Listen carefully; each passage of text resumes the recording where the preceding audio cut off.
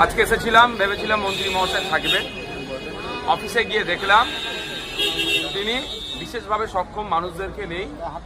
একটা অনুষ্ঠান, যেহেতু আগামীকাল বিশ্ব প্রতিবন্ধী দিবস আছে, আজকে তিনি এটা প্রোগ্রাম। আমি জানতে চেয়েছিলাম তিনি অফিসে ফিরবেন কখন।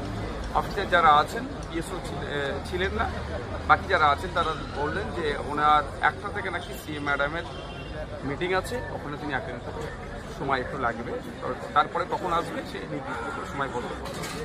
তবে আজকে আমরা এসেছি, তারপরে আমাদের যারা নেতৃত্বরা ছিলেন, অর্থাৎ বিশেষভাবে যারা সক্ষম লোকোমোটর যারা, তাদেরকে জিজ্ঞাসা করলাম তাহলে এখন করণীয়, কারণ এদের যেটা বলবে সেটাই আমি পদক্ষেপ নেবো, এদেরকে আগে জানিয়েছিলাম। বলে আমরা তাহলে আজকে আপনি ডেপুটেশনটা দেন, এবং পরবর্তীতে যেহেতু বিধানসভা খুব তাড়াতাড়ি শুরু হচ্ছে, সেখানে সেখানে যেমন মন্ত্রী মহাশয়কে পার্সোনালি জানাবো, সাথে সাথে বিধানসভার অন্দরেও এই বিষয়টাকে নিয়ে সোচ্চার হবো। সেই জন্য আজকে আমরা দিয়েছি, যিনারা রিসিভ করেছেন এবং আমি তাদেরকে এটা বলেছি ম্যাডামের কাছে এটা পৌঁছে দেবেন যে এই বিষয়টা নিয়ে ছোটোখাটো বিষয় নয়। আজকে যে আমাদের ডেপুটেশন ছিল এখানে, যারা টেট যারা পাস করে আছেন 2022-এ, একটা গুরুত্বপূর্ণ এতে একটা অভিযোগ আছে ডেপুটেশনের, দারুণ, মানে এটা বাস্তব, আমি এটা বাস্তবই বলছি, এই জন্যই কোনো অবাস্তব কথা নয়। যারা বিশেষভাবে সক্ষম নয়, অর্থের অভাবে, ওই অর্থ দিয়ে তারা ডিসেবিলিটি সার্টিফিকেট বার করছে, এটা বন্ধ করতে হবে। অর্থাৎ এদের দাবি আছে যেটা, যারা বিশেষভাবে সক্ষম বলছে তাদের নিয়োগের আগে তাদের মেডিকেল টেস্ট হোক।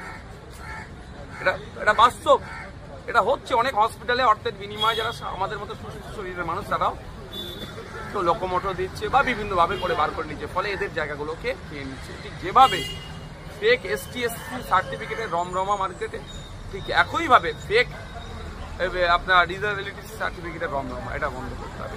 এদের দাবির মধ্যে হচ্ছে, দেখুন এরা যে 2019 সালে লেবার ডিপার্টমেন্ট একটা নোটিফিকেশন জারি করেছিল, সেই নোটিফিকেশনের ফলে প্রচুর যারা এই সমাজের মানুষ তারা আজকে বঞ্চিত হচ্ছে। তারপরে 2024 সালে সেই লেবার ডিপার্টমেন্ট স্বীকার করেছে যে এটা তাদের ভুল হয়েছে, এটাকে তারা শুধরে নেবে।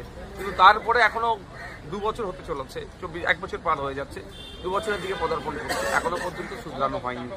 এটা নিয়ে তো এটা সমাজের কিছু অংশের মানুষের এর মধ্যে আক্রান্ত হচ্ছে, ইফেক্টেড হচ্ছে বলে চুপ থাকা যায় না। কারণ আমাদের মতো রাজনীতি নেতারা এত নোংরা জায়গায় পরিণত হয়ে গেছে, আমরা চলে গেছি।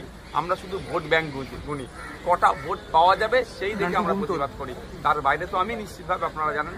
সুতরাং আমি এখানে কটা ভোট আছে না আছে এটা আমার কাছে বড় কথা নয়, এখানে মানুষ আজকে বঞ্চিত হচ্ছে, এই বঞ্চনার শিকারের হাত থেকে তাদেরকে রক্ষা করতে হবে, সেই জন্য ছুটে এসেছি। আজকে আমার এই ভাইদের দিদিদের পাশে থেকে লড়াই শুরু করলাম আমি আজকে গণতান্ত্রিক পদ্ধতিতে।